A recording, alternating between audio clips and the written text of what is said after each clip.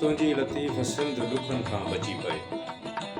तुंहिंजी लतीफ़ सिंध ॾुखनि खां बची पए। अहिड़ो त इल्म साण उजालो करे छॾियूं, हर घर खे रोशनीअ जो हवालो करे छॾियूं, हर फर्द जहालत के गमन खां बची पए। तुंहिंजी लतीफ़ सिंध ॾुखनि खां बची पए।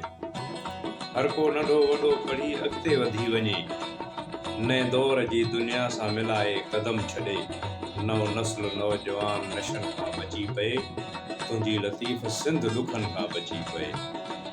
सुहिणियूं सलाहियतूं खणी ख़ुदि खे मञाइजे, छा लाइ वक़्तु क़ीमती वेही विञाइजे, हिकु पल बि फालतू जे कमनि खां बची पए। तुंहिंजी लतीफ़ सिंध ॾुखनि खां बची पए। मंज़िल ते मुसाफ़िर खिली ख़ुशि थी पुॼी वञे, राहनि जा ख़तरा ख़ौफ़ सभु दिलि मां कढी छॾे, ऐं राहगीर राह में रहज़न खां बची पए। तुंहिंजी लतीफ़ सिंध ॾुखनि खां बची पए।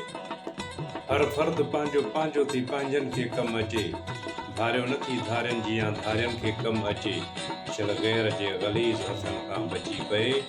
तुंहिंजी लतीफ़ सिंध ॾुखनि खां बची पए।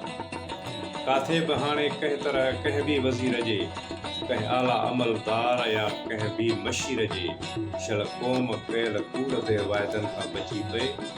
तुंहिंजी लतीफ़ सिंध ॾुखनि खां बची पए। सालनि सदियुनि जा नाता बिगाड़े बि सघनि था, हिकु धक सां रत जा रिश्ता उजाड़े बि सघनि था। रिश्तनि जो तक़दुस अगरि चमचनि खां बची पए, तुंहिंजी लतीफ़ सिंध ॾुखनि खां बची पए।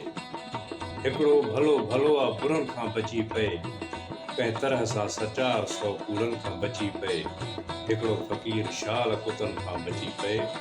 तुंहिंजी लतीफ़ सिंध ॾुखनि खां बची पए।